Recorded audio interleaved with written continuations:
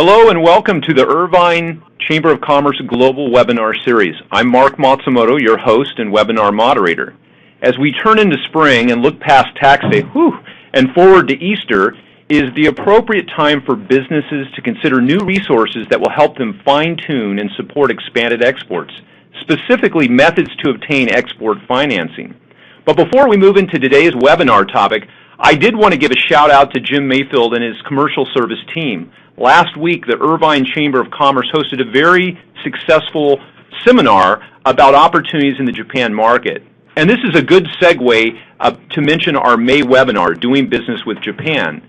Under the leadership of Prime Minister Abe and the impending TPP, or Trans-Pacific Partnership Trade Agreement, it is a really good time to examine a resurgent Japan.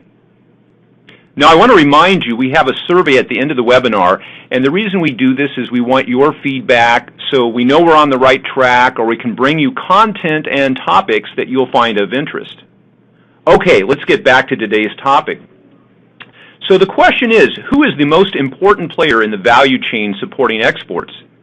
This is an age-old question, but I have to say getting paid is what it's really all about, or if you ask me, that's what I would say.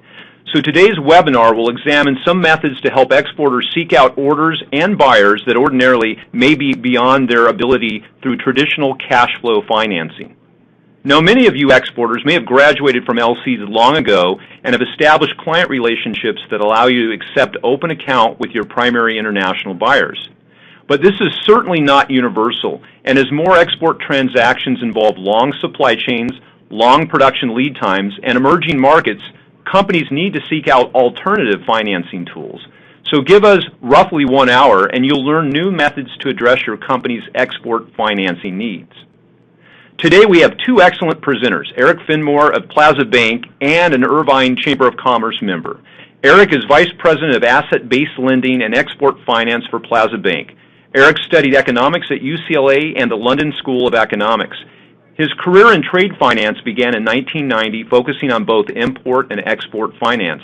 Eric joined Plaza Bank in 2013 to start their export finance division. Eric brings a very creative entrepreneurial approach to the lending that he provides. Eric lives in Corona Del Mar with his wife and 3 sons, all avid UCLA sports fans. But I won't hold that against him as a suffering Cal Berkeley fan.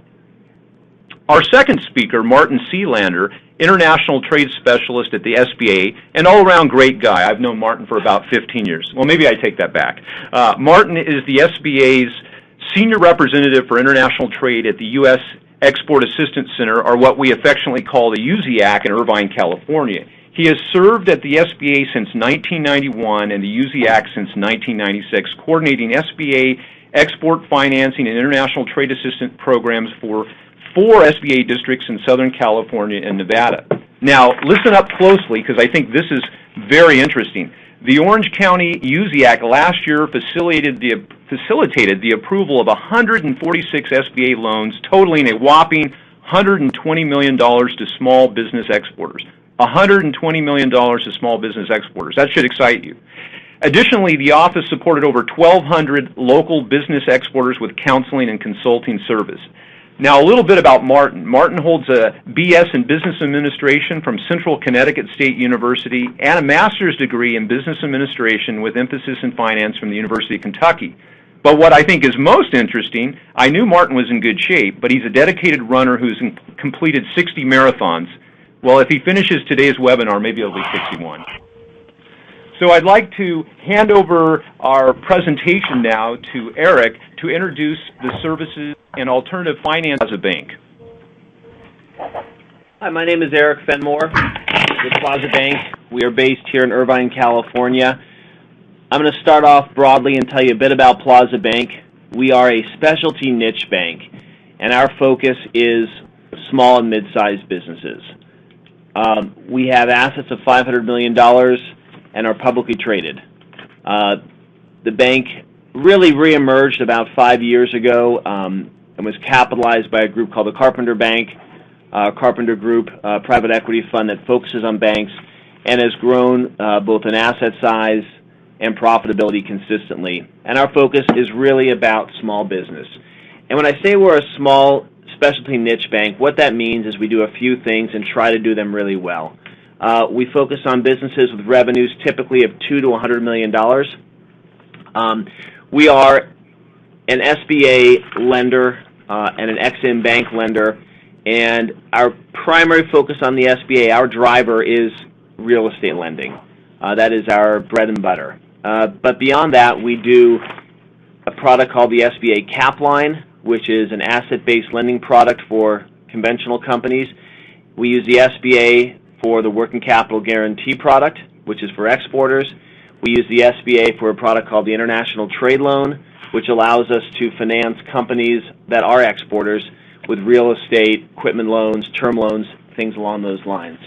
Our commercial lending is, again, both SBA-backed, but also we do conventional lending, which means non-SBA-backed lending. We do real estate, term loans, lines of credit. And then we get into my niches or my divisions, which are asset-based lines of credit and export finance.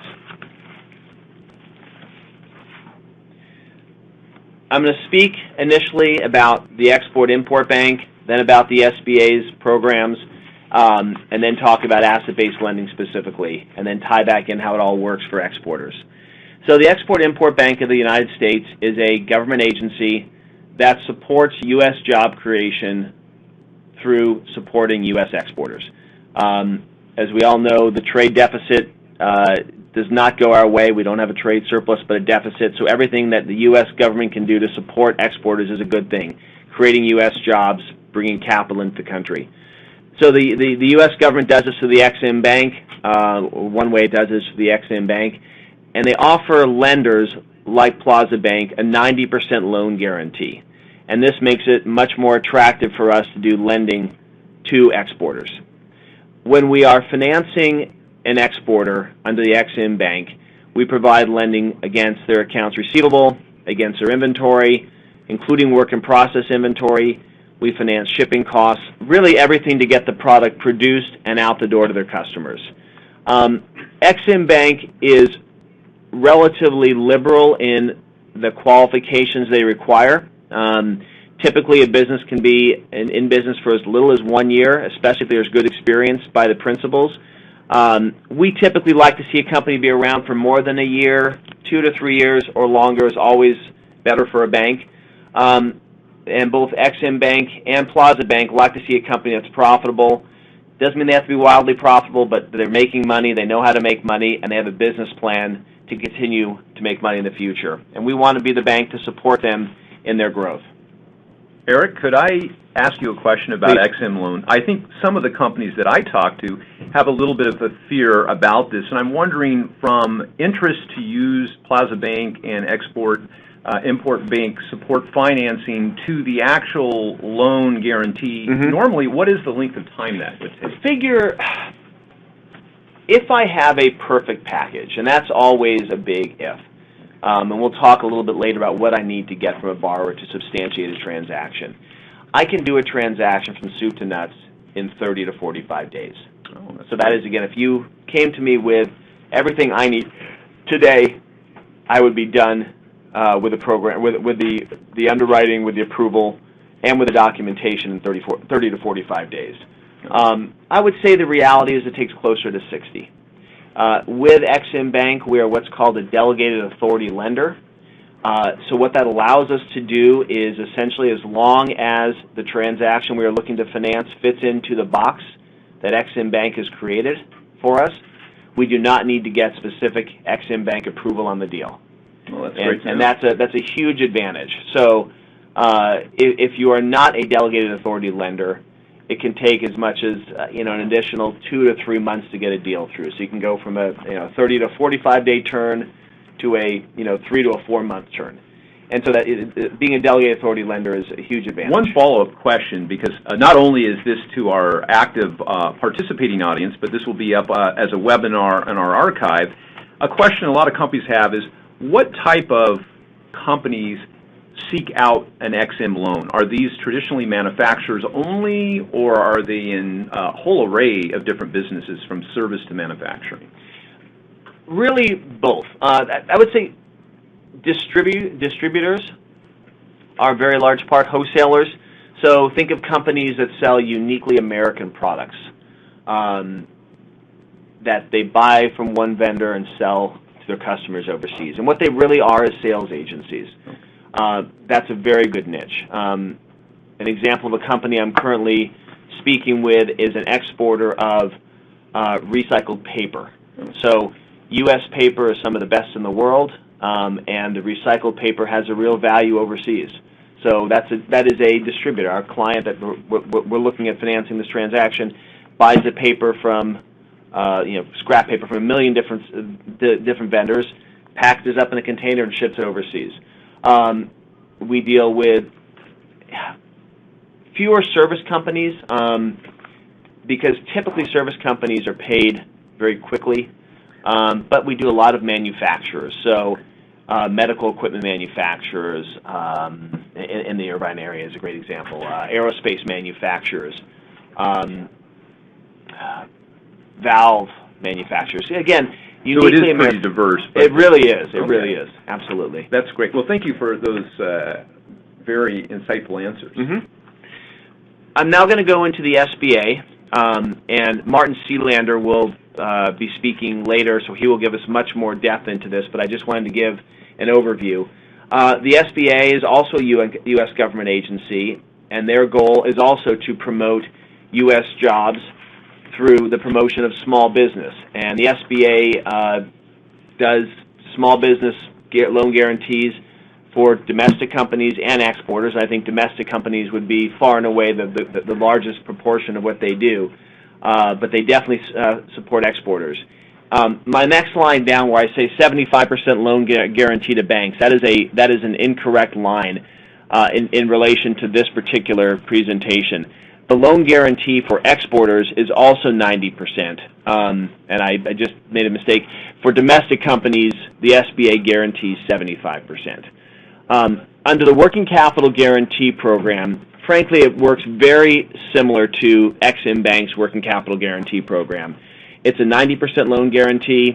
It provides financing for accounts receivable, inventory, work in process, shipping costs. Again, really everything from soup to nuts. One thing the SBA does that the Ex-Im Bank does not do is under their international trade loan product, they provide various types of term loans. So, for example, if you are an exporter, and Martin can go into details, and not even a large exporter as far as a percentage of sales, and you're looking to purchase a building, or you're looking to purchase equipment, or refinance your building or equipment, we as a lender get a 90% loan guarantee for that equipment loan, for that real estate loan, for that term loan, rather than a 75% loan guarantee because you are an exporter. And that, again, makes us more liable to do the transaction. So, we are guaranteed 90%. If we take a loss, we get 90% of our money back from the U.S. government. That makes us sleep very well at night. So, again, big differentiator for the SBA and Ex-Im is the ability to do these term loans that the Ex-Im Bank does not offer. Ex-Im Bank has other products that are excellent. The biggest user of Ex-Im Bank is Boeing Aircraft, and the second biggest is Caterpillar, if I'm not mistaken. And so Boeing Aircraft is going to make build a $250 million 747, sell it to the government of Brazil, or Brazil Airlines, and finance that aircraft over 30 years. Well, the U.S. government through the Ex-Im Bank is going to support that long-term loan of that $250 million jet. So that's something the SBA wouldn't do, and that's really the biggest differentiator. SBA's qualifications really are quite similar to Ex-Im's. 1 to 3 years in business. Again, they're good with 1 year. We typically like to see 2 to 3 years in business. They like profitability. We like profitability. Both Ex-Im and SBA want to see that the cash flow of the business will support our lending.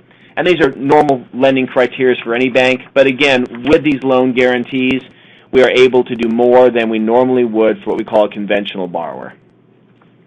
The next slide is an overview of asset-based lending. What is asset-based lending? When I say that term, what does it mean? Typically, asset-based lending is a line of credit that is a short-term in its nature. That is, we are giving you a line of credit against your trading assets. Think of your accounts receivable and inventory. So when I say short-term, accounts receivable are going to turn in 30 to 90 days. Inventory is going to turn in 30 to 180 days. we're lending against these assets that are trading versus term lending, which is lending against things that don't trade, your real estate, your equipment. Those things stay where they are, and that's a different type of lending called term lending. So in a typical asset-based loan, we're going to do what's called a borrowing-based certificate. So you have a line of credit, let's call it $1 million, and you can borrow up to $1 million based upon where your assets stand. So on accounts receivable, we're normally going to advance up to 80%. On your inventory, up to 30%. And that's how you borrow, is based on where your asset levels stand. An asset-based line is directly paid by collections from customers. So if we have $1 million line of credit against your accounts receivable and a check comes in from a customer for $100,000, that pays the line down directly. So if a wire comes in for your customer, it's actually going to go to your account at Plaza Bank. If a check comes in, we typically have a scanning machine. It's called a remote deposit capture machine at your office. You scan the check in, it goes right against your line, and it pays your line down. As you create more accounts receivable and inventory, it immediately creates more availability. So our typical borrowers are borrowing anywhere from once a month to literally daily, depending on their needs and how they manage their cash. With an asset-based line, you don't have to sit there with both outstanding balance on your line of credit and cash in the bank. So, for example, if you have $100,000 in cash and you have $200,000 outstanding on your line of credit with us, you want to pay that down so that you're not paying interest while the money's sitting in your bank. Eric, I have a question for you. Having experienced this myself, where you can't ship everything that you have, all your inventory, and liquefy that into cash. Mm-hmm. So a question I had, though, about the asset-based lending, are there restrictions of how you can use drawdowns on the line of credit? No, absolutely not. Okay. That's a concern for a lot of companies. Absolutely. So you've created an account receivable for $100,000 by shipping your product to Sony in Japan, for example. Okay? Sony owes you $100,000. We're going to give you a line of advance against that of $80,000, 80%. You can use that money to pay your vendor that supplied the parts to make the Sony machine, the Sony equipment. You can pay your labor. You can pay your rent. You can pay yourself. You can take your, kind of whatever needs to be done. But no, the dollars do not directly apply are not directed to one specific thing, or to make sure that Sony receivable is paid for, because Sony owes you the money based upon your ship and your invoice. But the receivable that is collected then would automatically go to the pay down of the line. That's right. Every time when we do a line of credit, an asset-based line of credit, as collections come in, they do pay down the line. Absolutely. Okay. And that's how, in the worst case scenario, it's how we liquidate. If you went out of business, as the receivables come in, they pay us off, and we're paid off, before you go out of business. Now, are there any limitations where you would apply this? Is this country specific? If we're doing business in an emerging market, mm-hmm. would there be some hesitations of providing the same percentage of backed loan? That's going to get down to is the guarantee we get from Ex-Im Bank or the SBA. Okay, so let's drill down to that really quickly.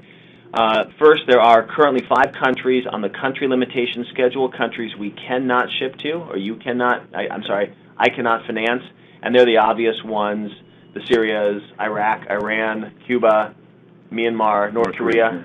Iraq's one. Iraq is not prohibited, but there are a lot of restrictions. Okay, Sudan. And this is situational; it could change day to day. Right, it can change, but understandably, those are not countries that we can finance. We can support financing to. The other thing is, typically we're going to want to have credit insurance in place. So credit insurance is provided by Ex-Im Bank or lots of independent providers, and the SBA or Ex-Im can help you find those providers, as can I. And that is, if you have open credit terms and you're selling to a customer in Sri Lanka, I don't know who they are, so these international credit insurance companies do their research, know who they are, and they will guarantee to us payment. So they just as domestically, we all know who General Motors is. We know they're good. We don't know that about every customer in foreign countries. These credit insurance companies do. So again, we rely on credit insurance, and we rely on the country limitation schedule. The dicier the country is, and the longer the payment terms are, the lower our advance rate is going to be. All right, that answers the question. Thank you. Mm-hmm. So I think we talked about how the line of credit is repaid directly by collections from customers. The advantages of an asset-based line versus a conventional line of credit. So a conventional line of credit, you go to your bank, Plaza Bank or Wells Fargo Bank, B of A, wherever you're going to bank, and you get a line of credit for $1 million. And that is what every company wants to get to. That line is unmanaged. You draw down when you want to. You don't have the reporting requirements that we have. We don't have that line of credit doesn't have to collect money from the customers to pay down the line. Those are all the advantages. The reality is those lines of credit are much more challenging to get, especially for companies that are younger, that are highly leveraged, that are growing quickly. And frankly, in today's environment, companies that have come out of a very difficult recession and their balance sheets don't look as good as they could. And so the balance sheet is weaker. They're looking to borrow money. They're growing, which is capital intensive. And Plaza Bank, as well as Wells and Bank of America, is not going to give $1 million line of credit necessarily simply based on a signature. So we're able to get you with our asset-based line of credit very typically significantly more money. And it is more managed, and it is slightly more expensive. But I want to just preface this or do a quick aside. Many people think of asset-based lending as factoring or compare us to private commercial finance companies that do asset-based lending. We are not. We are a bank. Our pricing structures are very much at the low end of the market. I don't like to talk pricing in a public forum because every transaction is different, but it's going to be significantly lower than the commercial finance companies out there. And again, we're not a factor at all. That's not what we do. Our reliance is upon our clients and their integrity, not strictly upon the receivables and hammering for collections to get repaid. That's more what a factor does. So again, asset-based lending is an excellent solution for young companies, highly leveraged companies, quickly growing companies, and companies that are in a recovery mode. And I can't tell you how many of those I see today. You know, good companies that from 2007 or 2008 through 2010 to 2012, depending on their industries, just got hammered. And that's just the reality of what a tough recession does. And it's tough to get working capital for those guys. Okay, I'm going to now go through 3 examples of transactions, and I want to see if there's any, Mark, if there's any questions you have before I do that, or make sure my timing is good here. No, we're all good on that. I would say that this is a good segue, though, to ask you about, for those companies that haven't thought about asset-based lending, what should they be preparing if they want to come talk to you about this possibility? Sure. Okay, what we're typically going to need in the package is start off with financial information. 3 years of financial statements, year-end financial statements, balance sheet income statement, 3 years of taxes, both corporate and personal. I'd like to see projections going forward, so where are they going to go this year? And then on a current basis, so again, those are all historical is the tax returns and financials for the last 3 fiscal years.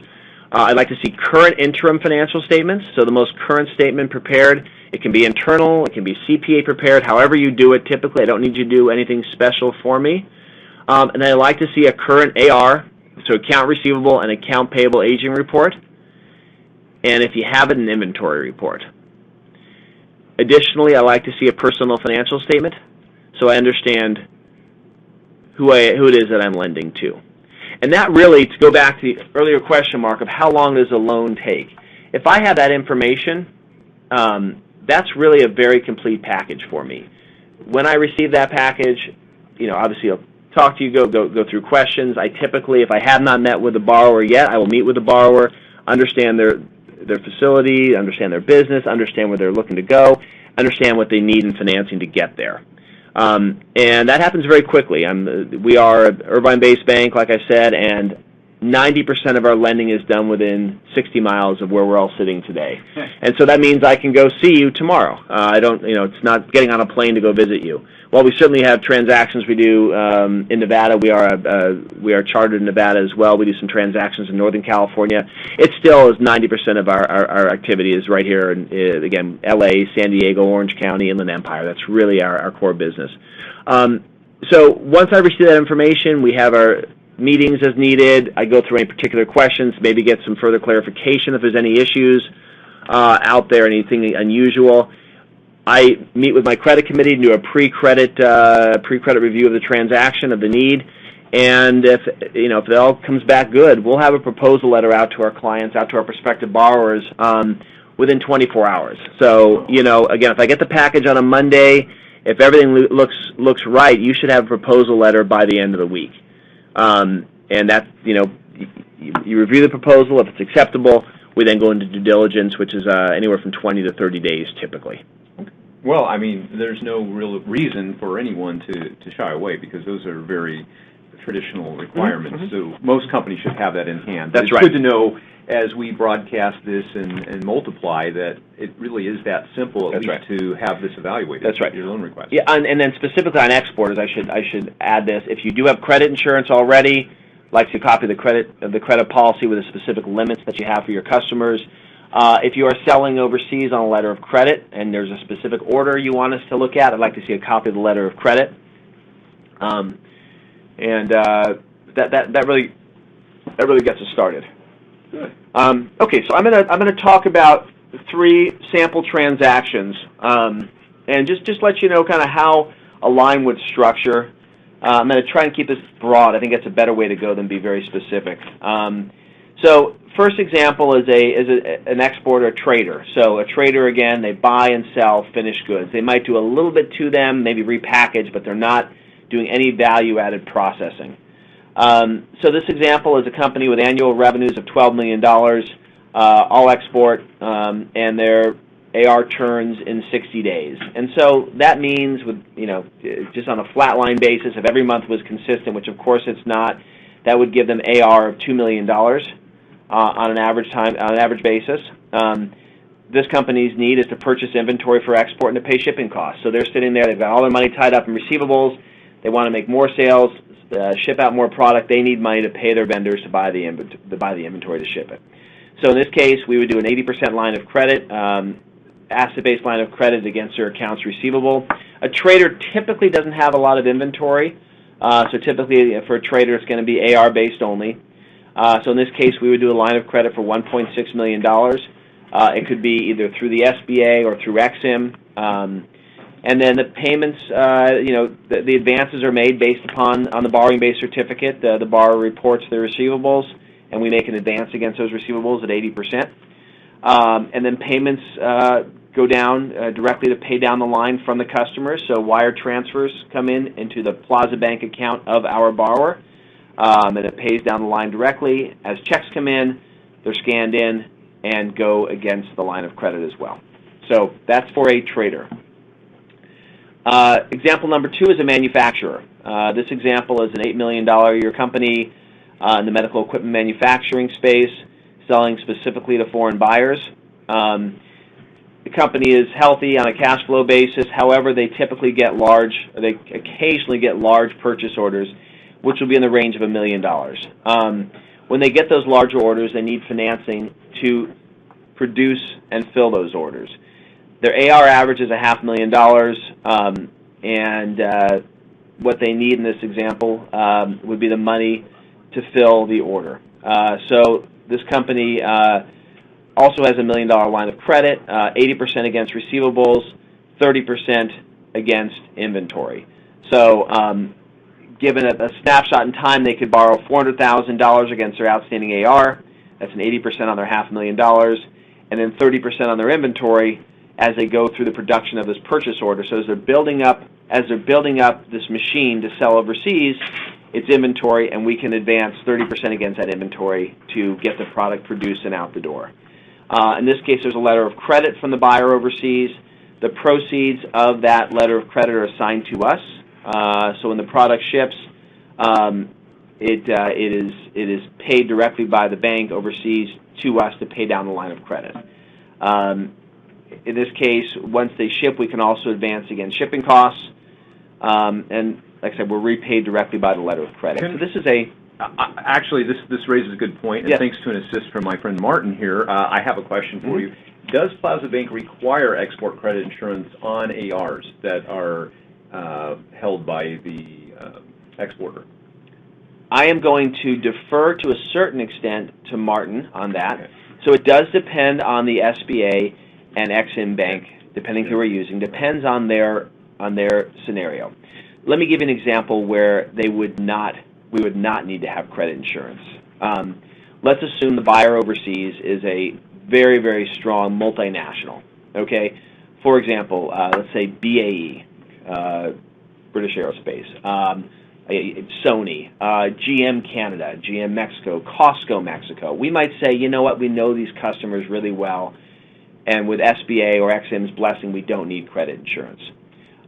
We don't need credit insurance if there's a letter of credit.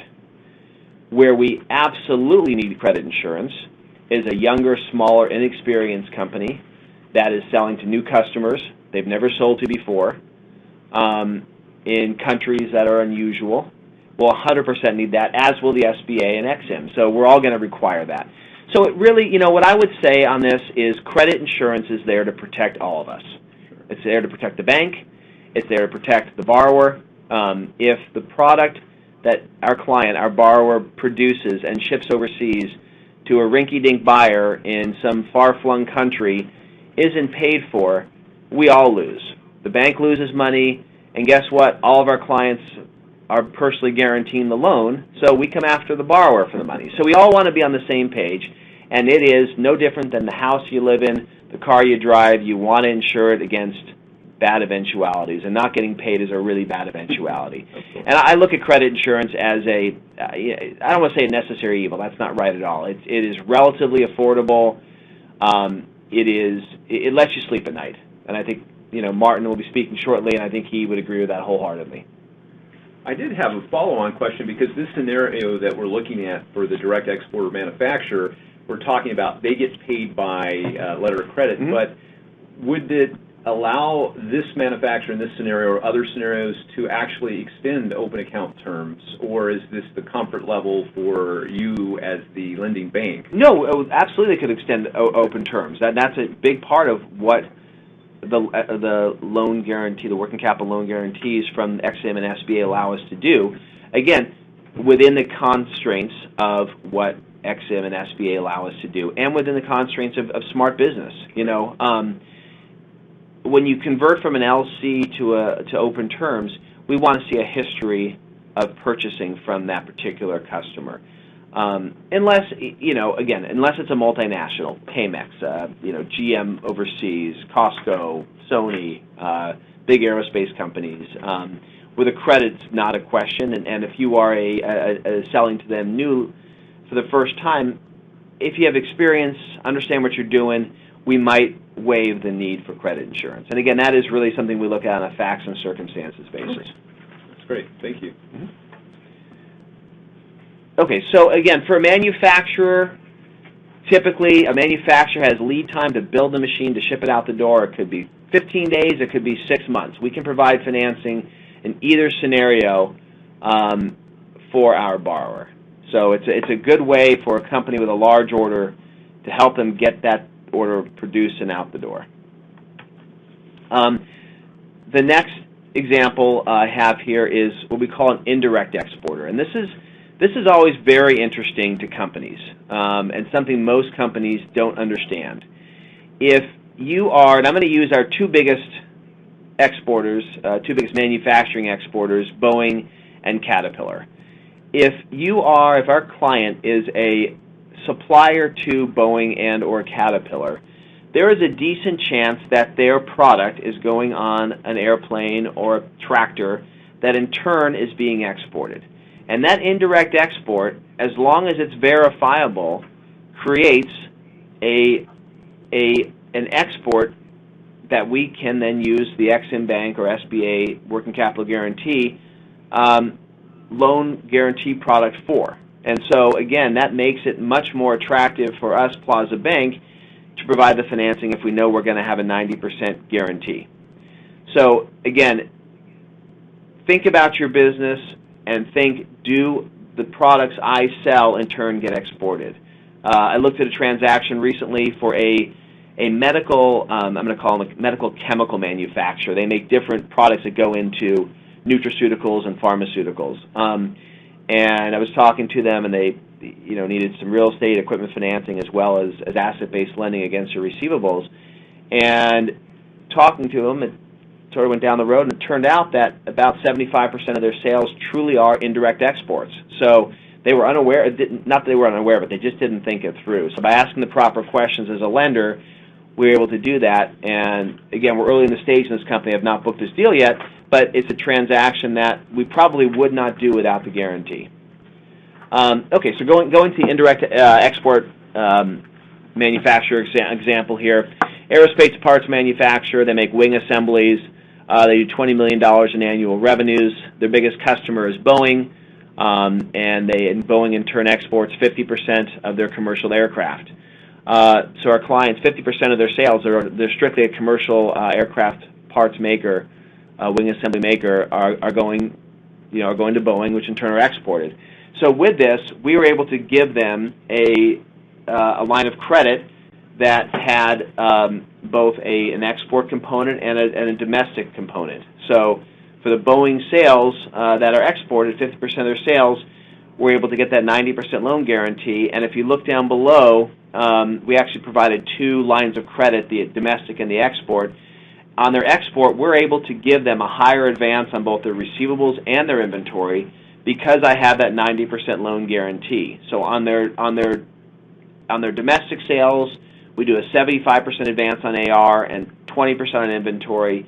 For their export sales, it's 80% and 30% on inventory. So we actually give them more availability based on those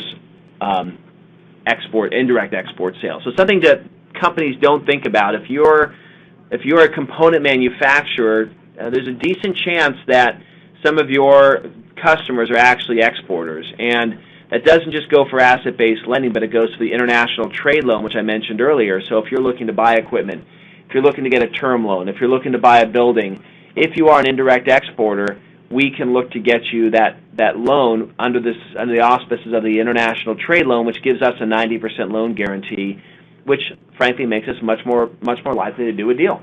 A question I have for you about that, Eric, is what verification does the indirect exporter have to bring to you about their buyer who's exporting? Yeah. Typically it's from the customer. So Boeing is going to sign a letter acknowledging this, that, or the other, which they're happy to do. I've never seen a problem with them doing that. Okay, and then the final slide is just a little my contact information, a little bit about me. I'm very accessible. Like I said, I'm here in Irvine. Our office is right by the airport on Von Karman. Most of our clients, again, are 60-mile radius from here. I'm available every day by phone, by email, for meetings as appropriate. One more thing I didn't mention on these slides, typically our asset-based lending starts out at $500,000. That's kind of our minimum size line that we do. We'll go a little bit smaller for quickly growing companies where we see an opportunity, but we're not doing lending at the $100,000 range. And the reason is, unfortunately, the cost structure of putting these transactions together and the cost structure of managing those transactions makes it such that it's not economic until we get about to the $500,000 range. We don't make any money until we get to that level. And I think that's the same for a lot of lenders in our space. It's a very time-intensive product to underwrite and to manage. So that's sort of our minimum size, and we're very comfortable up to $5 million. So $500,000 to $5 million is our sweet spot. We definitely go larger, but that's really our comfort loan. You know, I do deals all day long that are $1 million, $2 million, $3 million. That's really a great space for us. And there's very few of the large banks that will compete at that level with a deal that's just not down the middle of the plate. B of A, Wells Fargo are terrific lenders if you are well collateralized, profitable with a good personal guarantee. If you're missing some of those things, they're just not as good at that. That's not their market. Again, they're going to be cheaper and easier than we are, but they're not going to service the deal that's a little bit different than right down the middle of the plate.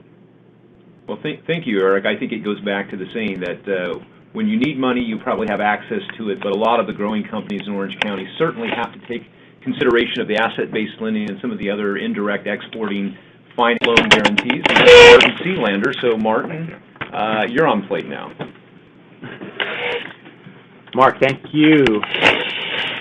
Thank you for inviting me, Mark, and thanks to the Irvine Chamber as well for hosting us here. I think this is my third time here at the Chamber participating in a webinar, so delighted to participate. And I know our time is limited here, Mark, so I might just elaborate on some of the excellent points that Eric made and how SBA fits in here to provide support to the lenders and to provide support to the exporters.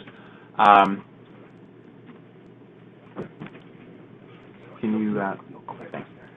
There's my contact information on that prior slide there, Mark. Excuse me. I am Martin Sealander. I'm a loan officer with the International Trade Department of Small Business Administration here in Orange County, and together with my friend and colleague Pelson in Los Angeles, he and I work together to support U.S. Small Business Administration Office of International Trade programs here in Southern California, Nevada, and Arizona. He and I also work very closely with our network of SBA district offices, Mark, that I know you're familiar with, and here in Orange County, we're very privileged to work closely with our SBA Orange County Santa Ana district office.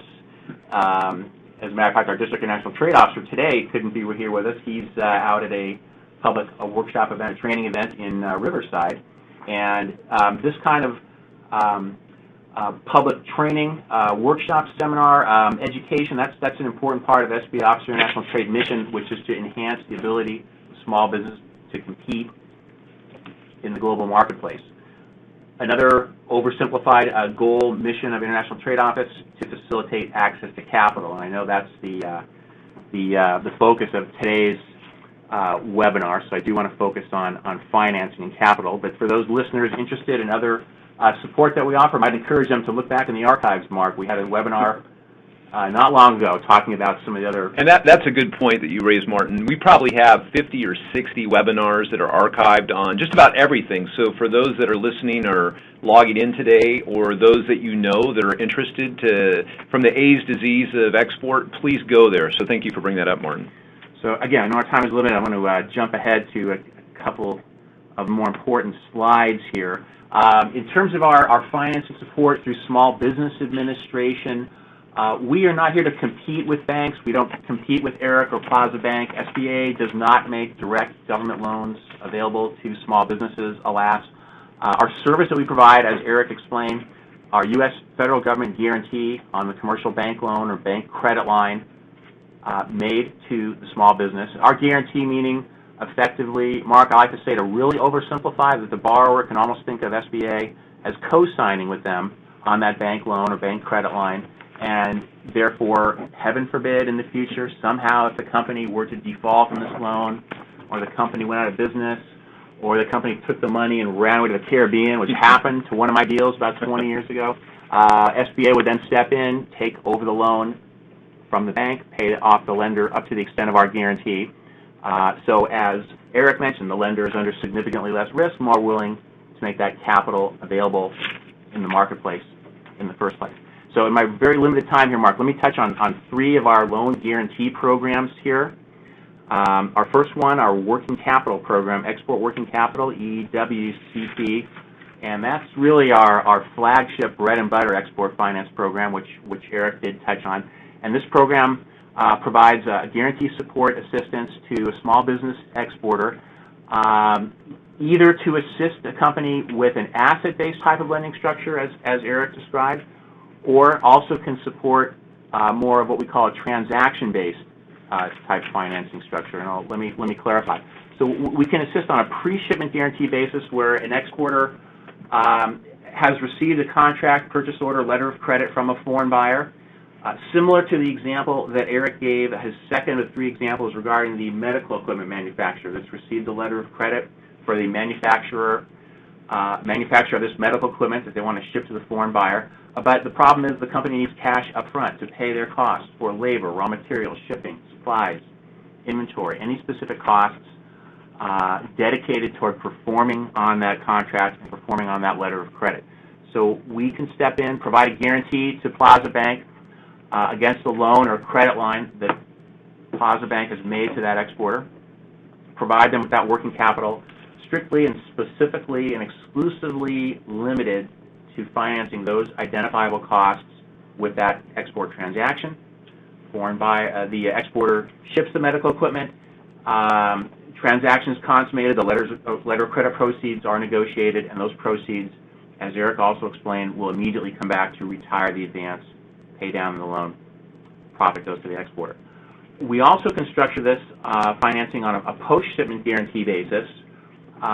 This is more of an asset-based structure type of philosophy where the exporter has already shipped. They have an account receivable on their books. They're awaiting payment or collection from the foreign buyer. And so rather than the company waiting to get paid, 30, 60, 90 days to get paid, we can assist with an SBA guarantee on the credit line from Plaza Bank so the exporter can draw on that credit line, keep their cash flow rolling. They move on to the next deal. SBA and the bank will wait to get paid, and once that receivable is collected, that money immediately will come back. Okay, so this is the ideal time to ask you, Martin. So would SBA require export credit insurance for this post-export or post-shipment guarantee? I would repeat, emphasize, and echo exactly what Eric said. Typically on a post-shipment type transaction where our collateral, our source of repayment are those receivables, 9 times out of 10 we are going to require that they are covered by commercial export credit insurance policy because that is our source of repayment for this loan, and that is a real advantage, Mark, because our source of repayment is not so much we're not looking so much at more traditional commercial lending underwriting guidelines, such as a company's profitability, cash flow, net worth, collateral. Yes, we do look at those elements, but what's more important here is the export transaction, the exporter's ability to perform on that transaction, and the risk of repayment from that foreign buyer. So, as Eric explained, that insurance protects all 3 parties, protects the bank, protects the exporter, protects SBA, and more importantly then, if those elements of risk are reasonable, our guarantee will allow us to help a company that might not be bankable under more traditional commercial lending scenarios. And Eric talked earlier about some of the unfortunate realities of our economic situation in the past recent years. So a company that may have, at first blush, a weak balance sheet, limited collateral, heaven forbid, negative net worth, losses. No, we don't like to see that, but we have a lot of flexibility with this program to assist a company. That's a perfect example of how, maybe a company like that might approach Eric, and Eric wants to help them, but he's got to answer to the FDIC and his stockholders, his board of directors, and they wouldn't be able to assist a company with a credit line without an SBA or an export-import bank guarantee. So there's a perfect What would we example. do without Uncle Sam? Okay. But well, we all did that yesterday. Yes, that's right. And just to reconfirm, so basically, yes, you need foreign export credit insurance. And there are certain exceptions, as Eric touched on. Okay. Let's move on here. Again, I know my time here is limited, Mark. We can structure to support one specific single transaction or revolving credit type facility for more active, experienced exporters. Maximum SBA loan limit under this program up to $5 million. Never any minimum for any SBA loan. And this program and the other 2 that I'm about to get to, we offer our highest SBA guarantee percentage of any of our business loans, up to 90% repayment guarantee to the lender, again, in the event, heaven forbid, of exporter default on the loan. So many of our other domestic financing programs offer lower guarantees to 75%, some as low as 50%, but these export programs are highest guarantee. So one of the ways where Small Business Administration is walking the walk as well as talking the talk, trying to make these programs more appealing to the lenders, limit their risk, so once again they're more willing and eager to use these programs to make the capital available in the marketplace in the first place. Collateral issues, don't want to spend too much time on that, Mark, but generally speaking, the export transaction in most cases really is adequate to collateralize the transaction. So whatever nuts and bolts are being purchased with our money and the bank's money, We certainly want to lean on those specific assets, as well as, most importantly, to echo what Eric said, we would certainly want an assignment of the payment proceeds, the receivables, letters of credit to be assigned and pledged back to the lender. And likewise, we always require personal guarantee. Any owner, stockholder holds a 20% or more ownership interest. Moving quickly here, my last slide on our working capital program, just a couple of quick eligibility points. The Small Business Administration has many guarantee programs that are designed to support and encourage new startup companies, entrepreneurs. But this is not one of those programs, however, because it is so specialized. So our rule of thumb, we like to see a company has at least a year in business, give or take, and that the company has booked some revenue, made some sales, so that we know that they know what they're doing, and the bank as well can be comfortable that they're going to be able to perform on that transaction. We'll always consider a reasonable exception, but that's our rule of thumb. Service and trading companies certainly eligible for support here. Sometimes it's easier to illustrate the points talking about nuts and bolts or manufacturing, but certainly we can do support trading companies, service companies. Martin, could you give us a couple examples? We get the idea of a manufacturer, and Eric's talked about that, non-indirect exporting manufacturers, but can you give us an example of either a service company or a trading company? Yes, well, take the second one first. Eric talked about a trading company he's working with, exporting scrap paper. We have several loans in our portfolio here, trading companies exporting scrap paper, scrap metal, commodities, food products, spare parts. So the exporter is not a manufacturer. They don't have a big warehouse full of inventory or expensive heavy machinery and equipment bolted to their floor, or a big real estate, a big manufacturing facility. They've just got maybe a Rolodex, and they're matching up foreign buyers with American vendors or suppliers who can provide those goods. A service company, I'll give you an example. We had a loan approved some years back, a service company up in Central California. The company was a management consulting type firm that bid on and won a contract from the government of Egypt. And the contract called for this company to travel to Egypt, and the goal was the company was to analyze certain data in respect to a birth control and family planning project that the Egyptian government had initiated, and they needed the company to crunch this data and analyze it and provide some results and recommendation to the Egyptian government how effective this planning project had been. So the company needed working capital to travel to Egypt. They had to write some specialized software and computer code to crunch all this data. They had to hire certain qualified analysts to do this work.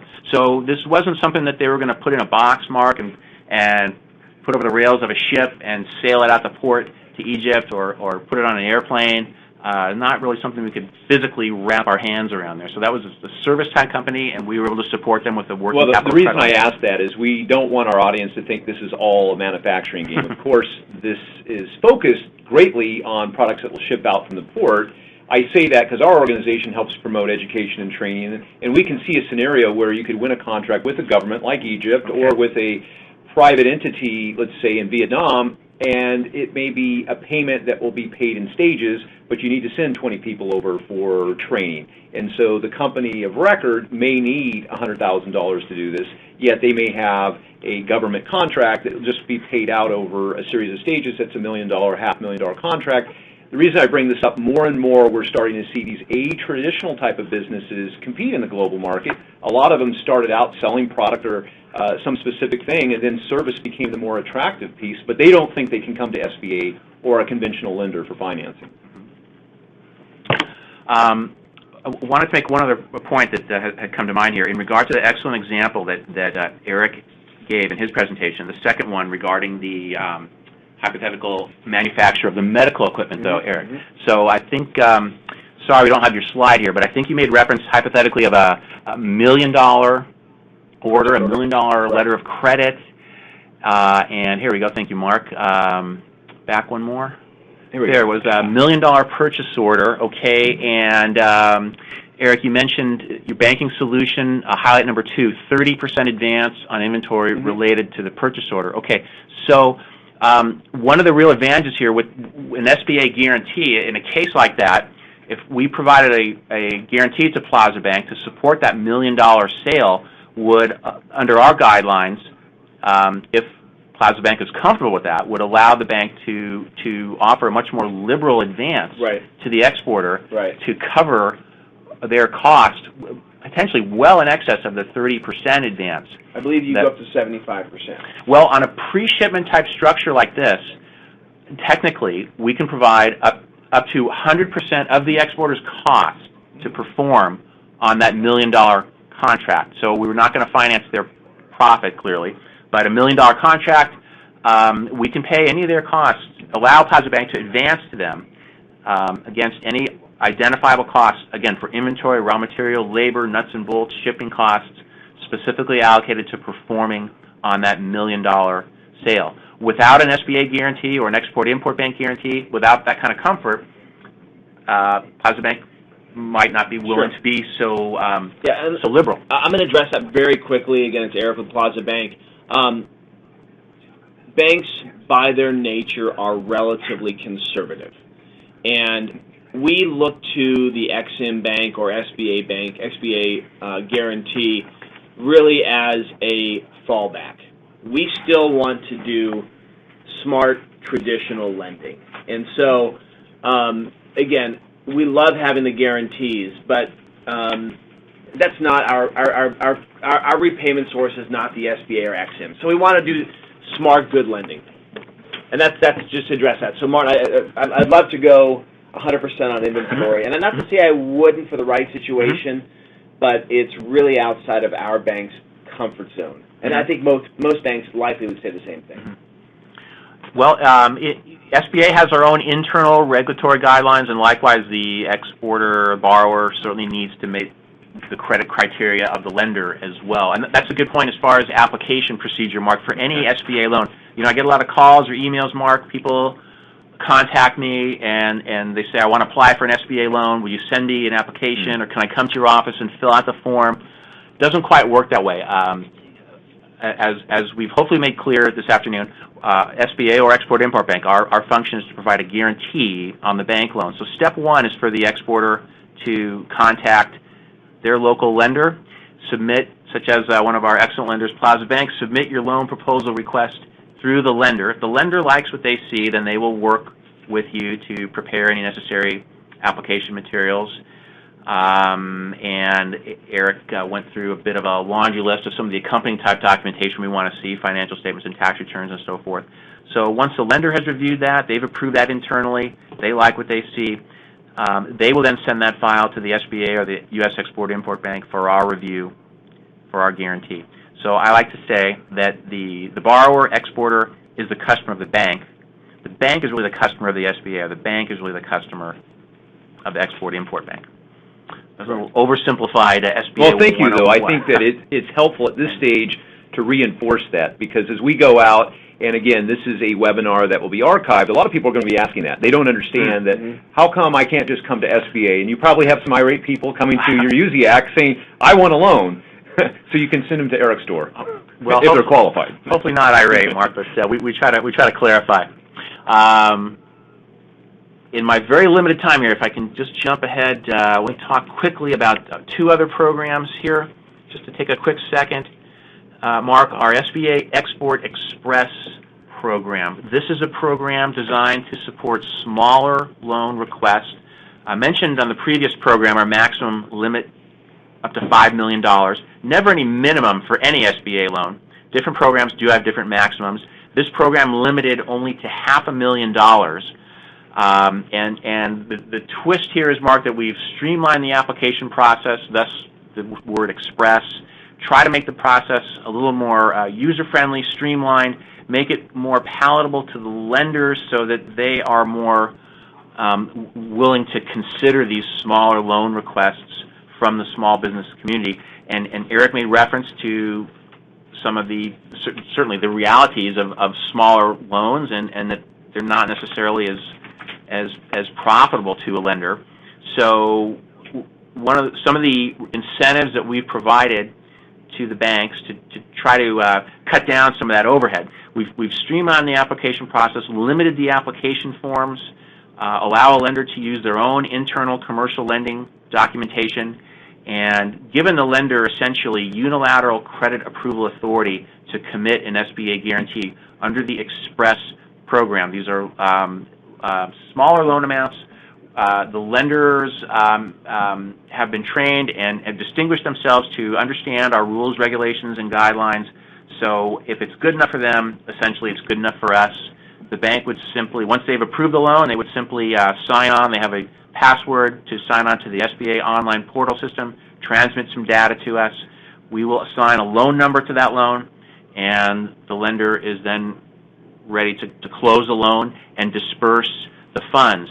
And this is the real essence of the program, Mark, is as related to the use of funds, the use of proceeds, much more liberal structure. And essentially we can finance pretty much any business need that a company has, as long as they can justify to us that they are involved in exporting and that somehow the money will be used to support those export endeavors. So it wouldn't necessarily specifically have to be a pre-shipment financing against a letter of credit or an asset-based type of financing against export-related assets or accounts receivable, but might be, for example, hypothetically, a revolving credit line to support international trade marketing or promotion efforts, participation, travel to a foreign trade show, working with our good friends from the United States Department of Commerce on some of the fee-based services that they might have to assist exporters, gold key type services, or international company profile services. You might have heard last week from my friend Jim Mayfield talking about those services. But again, travel to a foreign trade show, airfare, hotel expense. A company may have product literature or a website. They want to translate that into a foreign language. Could help to pay those costs associated with those needs. Or potentially to support a fixed asset acquisition. Again, $500,000 our maximum loan here, Mark. So in terms of real estate, wouldn't pay for a lot in this zip code. But anybody listening here from West Virginia or Mississippi, no offense, but $500,000, purchase a facility, build a warehouse, expensive leasehold improvements, machinery, equipment that you're going to use in the day-to-day affairs of your company. We can provide a long-term fixed asset financing. Let me ask you one question about the Export Express. Now, is this established like a revolving line of credit for the would-be exporter? Very flexible, Mark. It could be structured depending on the needs of the exporter, whatever's more appropriate. We could structure it as a revolving credit line facility where they can draw upon it as they need it, pay it back. Or if the money were going to be used, say, for heavy machinery and equipment purchase, that would be more appropriate, say, of a term type structure, fully amortized term loan, just like your car loan or your home mortgage, where you're making a fixed set monthly payment every month. Well, the reason I brought that up is a lot of companies don't want to have to reapply again and again. So if they have this established, they can continue to use it as long as they're paying down on their line and use it as a working capital line for their export-related business. And then they graduate, I imagine, if they're doing higher volume, into another SBA export. Ideally, yes, we'd love to see that. Yes, graduate to a larger loan to facilitate and support those specific transactions. A revolving facility we can typically approve for up to 7-year maturity term, Mark. And the other comment I would make, having investigated this, is that, as you say, SBA has a simplified and efficient way to approve a bank's request for Export Express, but you still, as a would-be borrower, have to meet the bank's requirements, as you've heard before, with the financials, profitability, these same issues. So just because it's a different name doesn't mean suddenly you don't have the same basic threshold requirements as a lender. Absolutely. I mean a borrower, I'm sorry. That's absolutely correct. The applicant would still need to meet the lender's requirements and certainly would be expected to provide supporting documentation to the lender. But the lender then is not necessarily required to submit that subsequently to SBA for an SBA loan officer to review. Sometimes I think the export community, smaller companies think, oh, this is better because the threshold on me as a borrower would be less than it would be for other programs, which to some degree is true, but still it is a bank loan. absolutely. It's bank loan, bank money. As I mentioned earlier, Eric has a board of directors to answer to, and FDIC, and control the currency. So an SBA guarantee is not here to make a bad loan a good loan, but allows, because our guidelines in certain cases might be more liberal. In the example I gave with the exporter of the medical equipment, our guarantee might provide a lender more flexibility to offer more liberal terms to their buyer, to the borrower. And that's a good segue here to a point I'd like to make. My last slide here, Mark, our third of the three programs, our International Trade Loan Program, which Eric did reference. This program allows us to support long-term fixed asset financing up to a much larger amount, to $5 million. So this might be a more typical example for an exporter. And this slideshow seems to have a mind of its own here, Mark. Here we go. $5 million. So an exporter that needs, say, real estate financing, and we've approved a couple of these loans, Eric, with Plaza Bank under our international trade program for real estate purchase or acquisition. Eric and I were talking earlier. We had I believe a $2 million deal and a $500,000 two real estate loans for exporters, and this allowed us to offer a higher guarantee, 90% guarantee to the bank. And the point I wanted to make was for real estate financing, SBA can allow up to 25 years full amortization, 300 months repayment on that commercial real estate loan. And that, in many cases, would be a longer amortization period than a bank might be willing to offer under more commercial terms, say without an SBA guarantee. What might those terms be, Eric, under Plaza Bank guidelines, if a company were to approach you without a guarantee for a $1 million real estate loan? What kind of maturity might you give them? Typically, it's going to be 25 years, but it might be 10. With a balloon? That's right. That's right. 25-year amortization, doing 10, doing 5 sometimes, depending on the situation. But yeah, the guarantee is terrific for us. We use SBA all the time. We love when we get the international trade loan. It's, again, a 90% guarantee versus 75. It was terrific. So. All right, I know I'm way over time, Mark, so this last slide, I invite the callers, listeners, everybody out in cyberspace. There's my phone number. Give me a call and be happy to elaborate on any of these points offline, and hand it back to you, Mark. Well, thank you, Martin and Eric. As you heard today, there is a plethora of services out there, ways to alternatively finance exports, and that was the purpose of today's seminar, but this is a starting point, the webinar here. And we invite you to join us next time when we have an examination of the Japanese market. So thank you all, and thank you again, Eric and Martin. Thanks. Thank you, Mark.